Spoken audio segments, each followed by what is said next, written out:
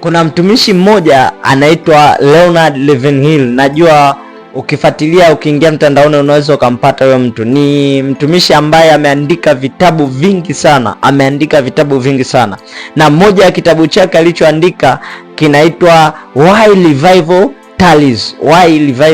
Tarries. Na kwenye hicho kitabu kuna pointi moja wakati nasoma imenigusa, na mimi nikasema acha nielezee kidogo, acha nikukumbushe na wewe rafiki yangu, na wewe ndugu yangu unayetamani kuona uamsho unatokea katika dunia.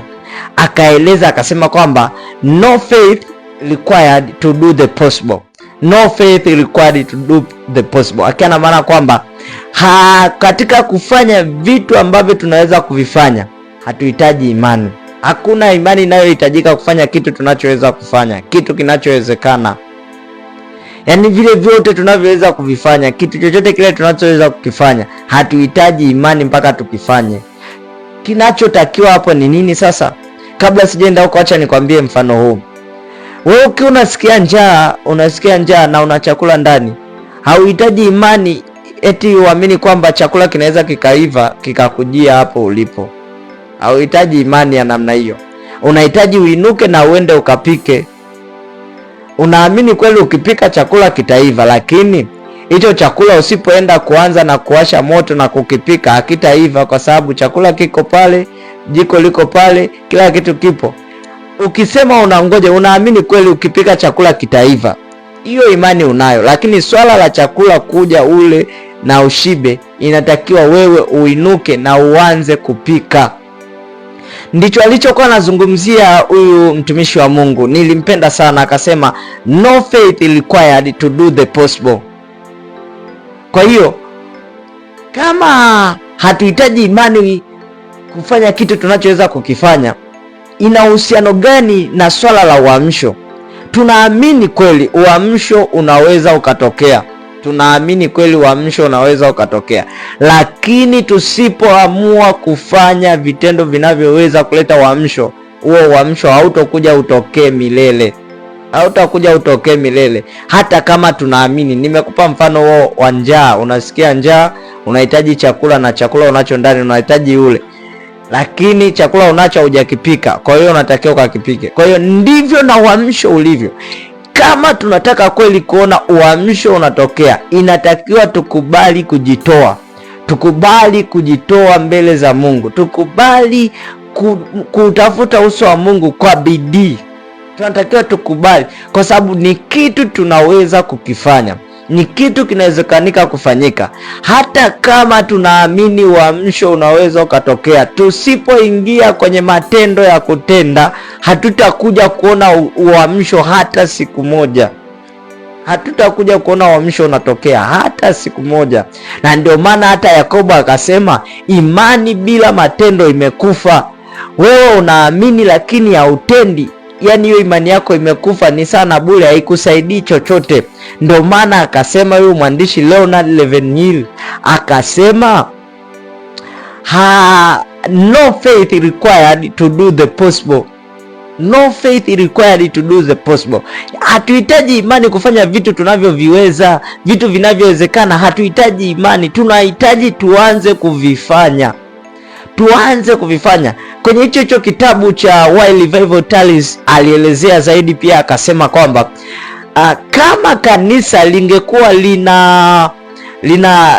kama kanisa lingekuwa na watu wa kung'ang'ana kuomba na kumsihi Mungu kama lilivyo na washauri wengi, tungepata uamsho ndani ya mwaka mmoja. Yaani uamsho ungetokea ndani ya mwaka mmoja. Akiwa anaeleza anaonyesha picha ilivyo, kwamba ndani ya kanisa kuna washauri wengi sana. Kuna watu wanashauri tufanye hiki, wanaweka mikakati mizuri sana ya kuleta uamsho, lakini watekelezaji ni wachache. Watekelezaji wa yale matendo yanayotupeleka kwenye uamsho, watekelezaji wa vile vitu vinavyotupeleka kwenye uamsho ni wachache, lakini washauri ni wengi. Na anazungumza kama kanisa lingekuwa na watu wa kutekeleza kile kinachoshauriwa kama walivyowashauri, tungepata uamsho ndani ya mwaka mmoja.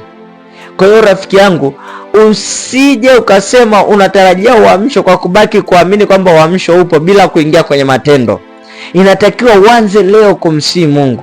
Anza leo kuomba, anza leo kung'ang'ana mbele za Mungu, anza leo kusoma neno kwa bidii, anza leo kuhubiri injili kwa bidii, anza kuambia watu habari za Mungu, anza leo kumsihi Mungu, kung'ang'ana na kuomba. Jikane. Lazima ukubali kujikana kama unataka kuona uamsho unatokea. Tunasikia habari za kina John Knox, John Wesley, sijui Paul Cup, tunasikia habari za Azusa. Watu walikuwa wamejikana, wakina Joseph Ayo Babalola, tunasikia habari zao, waliojikana, waliokubali kujitoa. Hicho ndo kilichokuwa kinasemwa kwamba no faith is required to do the possible, kwa maana kwamba imani bila matendo imekufa. Yani wewe hautakiwi kuamini eti kwamba uishie kuamini tu.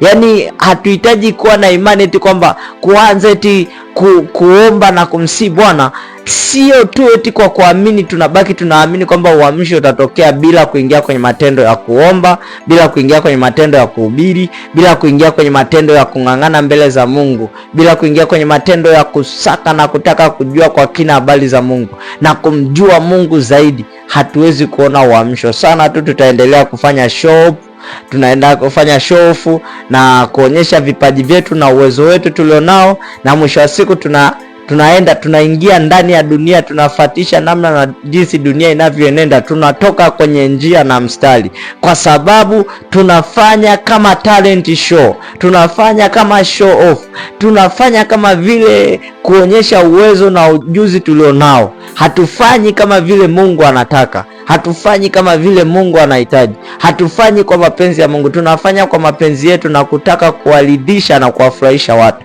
Hatutaweza kuona uamsho kwa namna hiyo wala kwa jinsi hiyo, ila tukikubali kujitoa, tukikubali kujituma, tukikubali kujinyima na kujidhiri mbele za Mungu kwa ajili ya kuhakikisha tunaona uamsho unatokea. Huyu mtumishi wa Mungu Leonard Ravenhill alisema uamsho unaweza kutokea ndani ya mwaka mmoja, na mimi ninaamini hilo. Uamsho unao uwezo wa kutokea ndani ya mwaka mmoja, kama kweli kanisa litakuwa na watu wa kung'ang'ana na kumsihi Mungu kama lilivyo na washauri wengi, Rafiki yangu, wewe unayependa kuungana na wale wanaotamani kuona uamsho unatokea, ninaomba ombe pamoja nami maombi haya. Sema: Bwana Yesu, ninashukuru kwa neema yako na upendo wako kwa kuniweka hai hata katika kizazi hiki. Ninaomba Yesu unisaidie, uniwezeshe, unitengeneze niwe miongoni mwa wanauamsho katika kizazi hiki, katika jina la Yesu, kwa damu ya Yesu, katika jina la Yesu, kwa damu ya Yesu. Amen. Ubarikiwe sana wewe rafiki yangu. Ninakuhakikishia, kaa mbele za Mungu kwa uaminifu, ng'ang'ana mbele za Mungu. Uamsho unakwenda kutokea, wa viwango vya hali ya juu. Acha huu wa ujanja na usanii, acha hiyo. Unakwenda kutokea uamsho ambao haujawahi kutokea, na utawashangaza wengi, watabaki wanashangaa, kumbe tulikuwa tunaigiziwa, na kumbe vitu halisi vipo, mambo halisi yapo, kumbe uhalisi wa Mungu upo, kumbe tulikuwa tunaigiziwa. Barikiwe sana rafiki yangu. Mungu wa mbinguni akutunze. Amen.